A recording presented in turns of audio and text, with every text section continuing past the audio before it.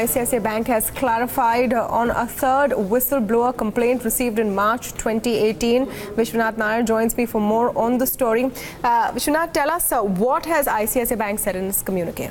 So what they're suggesting is that this whistleblower complaint, which is separate from what came from Arvind Gupta and another complaint that came in May, which led to Chanda Kochhar's leave, this complaint pointed at some 31 loan accounts where there was not adequate securities being made for the loans. There was also some kind of error in the way these loans were classified on the bank's books.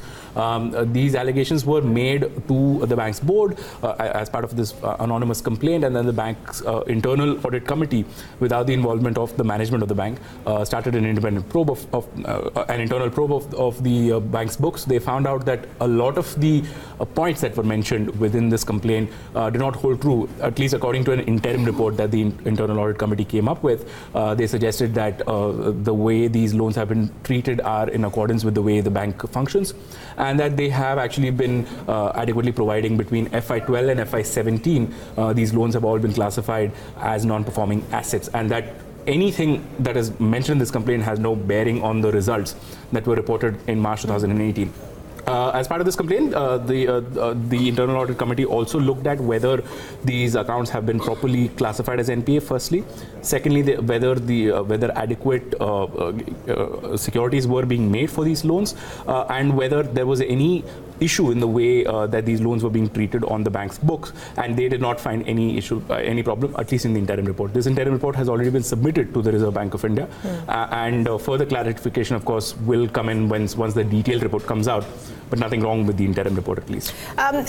Do you have any more detail, or can we break down a bit more on what exactly the whistleblower was complaining about? When you say, inadequate securities in 31 loan accounts, are there any more specifications available, or is there any finger pointed to officials within the bank?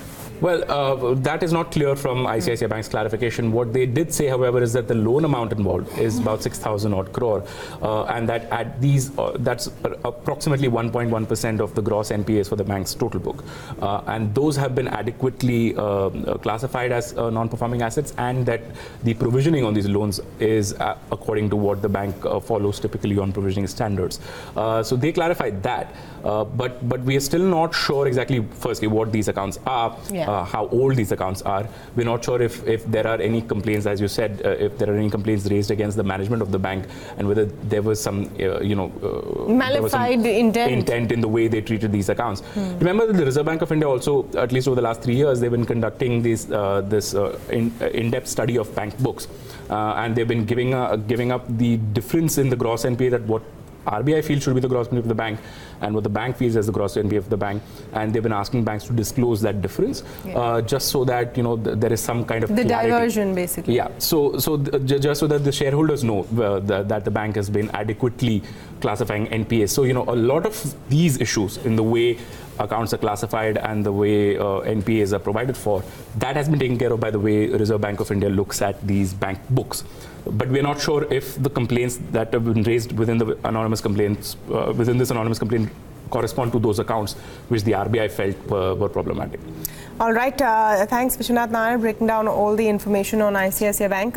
Interesting, just to note before we sign off, that the last time they put out this kind of a press release was just before the big story hit, and they sort of preempted it. Let's wait and see if they're doing that again. So thanks so much for that.